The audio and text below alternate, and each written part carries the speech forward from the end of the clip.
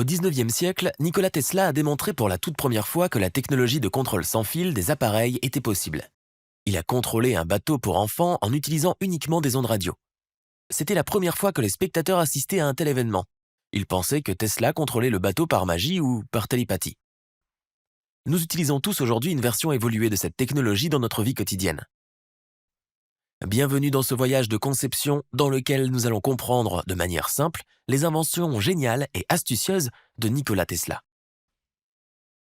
Voici la pièce de contrôle la plus importante du bateau jouet de Nikola Tesla, le gouvernail. Lorsque le gouvernail est en angle, une force de levage est produite sur celui-ci et le bateau tourne en raison du couple produit. Si l'angle du gouvernail change, le bateau pourra tourner dans différentes directions.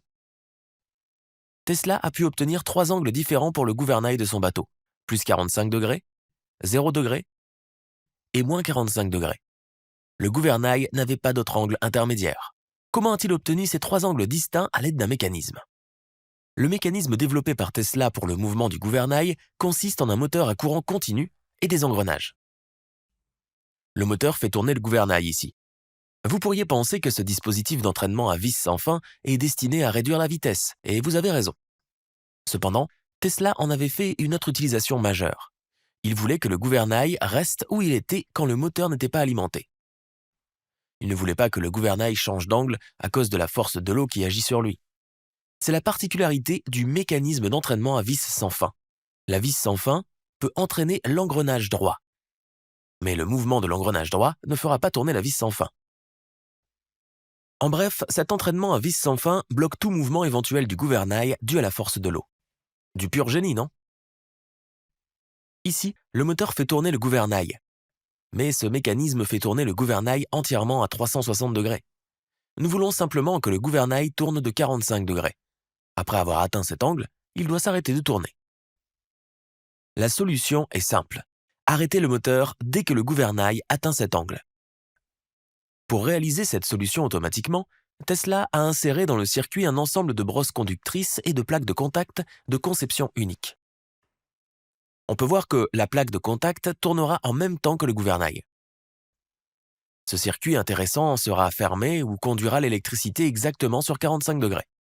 Lorsque le gouvernail atteint un angle de 45 degrés, le circuit est déconnecté et la rotation du gouvernail s'arrête à 45 degrés. Le gouvernail conservera cet angle jusqu'à la fin du fonctionnement du bateau. Habituellement, un moteur électrique commande un mécanisme, mais dans la conception ingénieuse de Tesla, le mécanisme commande le moteur électrique. Maintenant, la question est la suivante. Comment faire pivoter le gouvernail pour le ramener à un angle de 0 degré?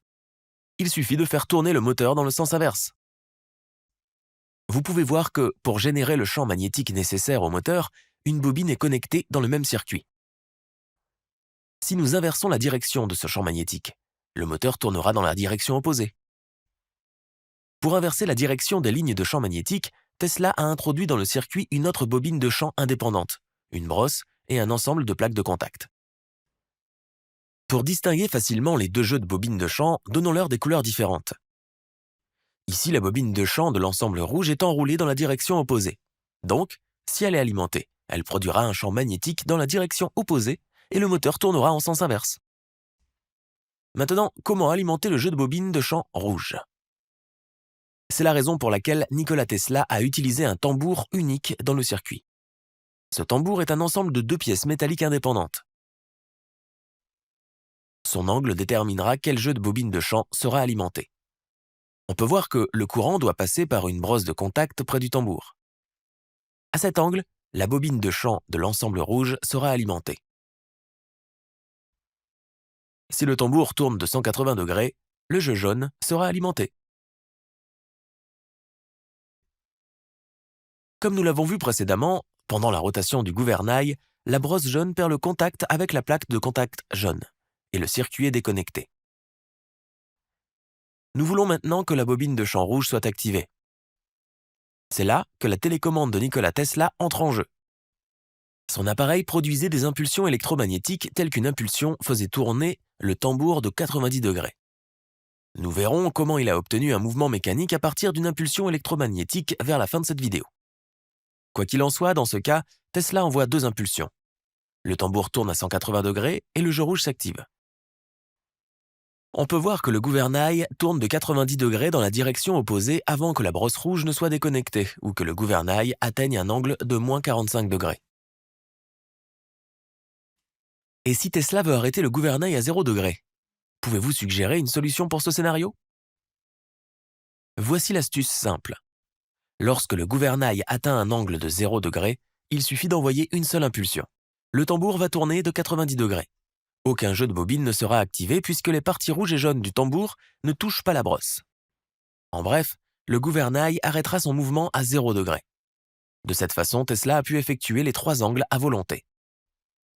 Le mécanisme du tambour est le cœur de son invention. Maintenant, la grande question est comment l'impulsion radio a-t-elle pu faire tourner le tambour? En fait, un ressort en spirale tendue était relié au tambour. Grâce à ce ressort tendu, si le mouvement du tambour n'est pas arrêté, le tambour tournera automatiquement comme illustré.